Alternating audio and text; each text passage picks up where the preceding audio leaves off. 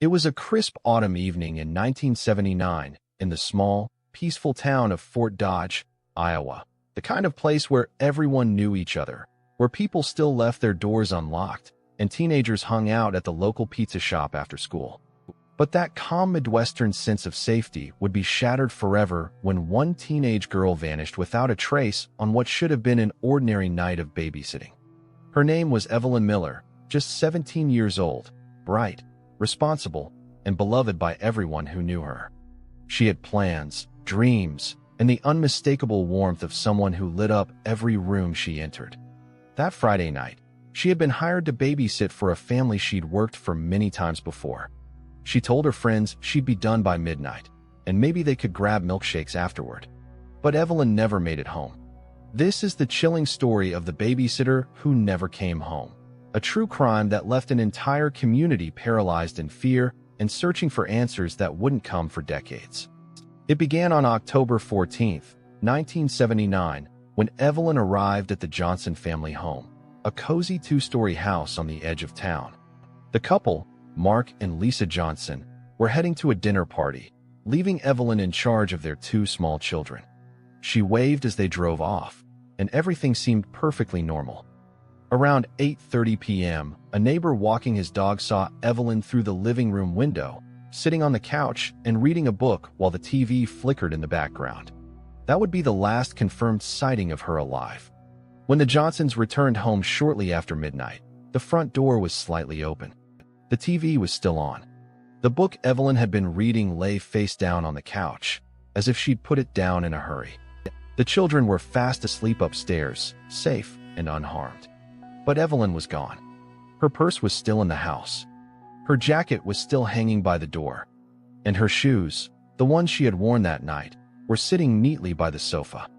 It was as if she had simply evaporated into thin air. At first, police treated it like a runaway case. Teenagers disappeared all the time, they said. Maybe she'd met someone or gone to a late-night party. But Evelyn's parents knew better. She wasn't the kind of girl to just disappear.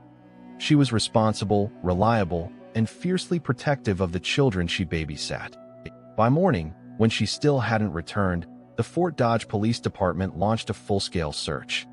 Volunteers combed through the woods, rivers, and abandoned barns. Helicopters circled overhead. But there was nothing. No footprints, no signs of struggle, no clues at all. Days turned into weeks, and the case went cold. Then, 1 month later, a hunter stumbled upon something horrific. About 10 miles outside of town, deep in a wooded area near the Des Moines River, the hunter discovered a torn piece of fabric tangled in a bush. At first, he thought it was just trash. But when he looked closer, he saw something that made his blood run cold. A shoe, half buried in mud, and next to it, human remains. The medical examiner confirmed the worst. It was Evelyn Miller. Her body had been dumped, partially covered by leaves. The autopsy revealed that she had been sexually assaulted and strangled, most likely the same night she vanished. The once quiet town of Fort Dodge erupted in panic. Parents refused to let their children out of sight. Teenagers stopped babysitting altogether. And every man in town became a potential suspect. Detectives began interviewing everyone who had seen Evelyn that night. Neighbors, classmates, even the Johnsons themselves. They found out that earlier that evening, Evelyn had received a phone call at the Johnson house. The caller had asked for her by name. She seemed startled, then brushed it off. But the call came from a payphone downtown, and no one ever came forward to admit making it. The investigation soon focused on a local handyman named Frank Garrett, who had done odd jobs around the neighborhood. He was known to have a temper, and neighbors said he'd made inappropriate comments to teenage girls before. Police questioned him repeatedly, but without forensic evidence, they couldn't link him to the crime. By 1981, the case went cold again. It joined the growing pile of unsolved murders across rural America, cases forgotten by time, until DNA technology began to change everything. Fast forward 25 years later to 2004.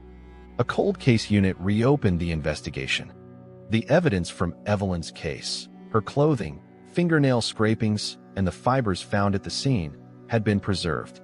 Now, for the first time, it could be tested with modern DNA methods. When the results came back, the lab identified a male DNA profile that had never been matched before.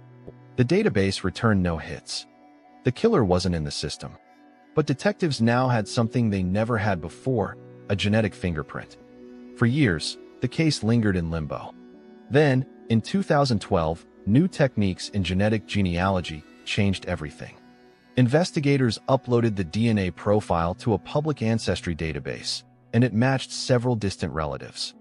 Through family trees and careful research, they narrowed it down to a single man, Frank Garrett, the same handyman who had been questioned decades earlier. When police finally tracked him down, they discovered he had died in 1999. His body was exhumed, and the DNA was a perfect match. After 33 years, Evelyn Miller's killer had finally been identified. The news sent shockwaves through Fort Dodge. People who had lived with suspicion for decades finally had closure. But it was a bittersweet victory. Justice had come too late. Frank Garrett had lived a quiet life after the murder, even volunteering at local schools and churches. He had hidden in plain sight, smiling in the faces of neighbors who had no idea he was a killer. Detectives believe he likely targeted Evelyn that night after noticing she was alone. The phone call was a lure, a way to make sure she was by herself.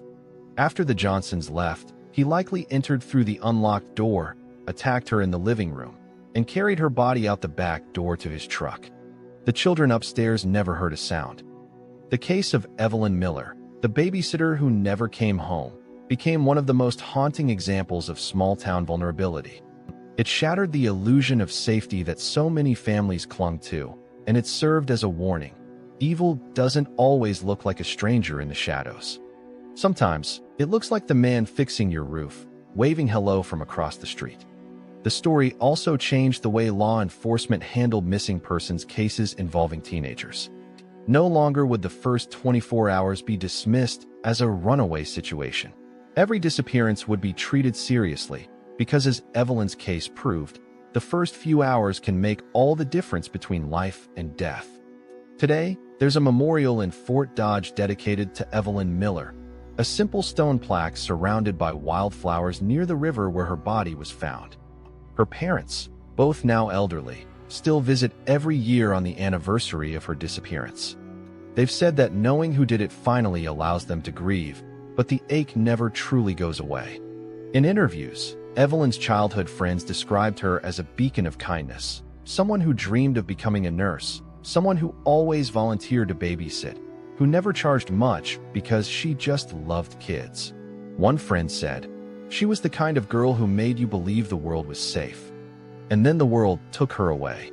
Evelyn Miller's story is a painful reminder that monsters don't always wear masks. Sometimes they wear work boots and friendly smiles. Sometimes they live among us for decades, hiding in plain sight. But her story also stands as proof of how far we've come, how technology, persistence, and the dedication of cold case investigators can finally bring truth to light, even after decades of silence. The babysitter who never came home finally has a name, a story, and justice, even if it came far too late. And in the quiet town where she once lived, people still leave their porch lights on every October 14th, not out of fear, but as a tribute, a light to guide her home.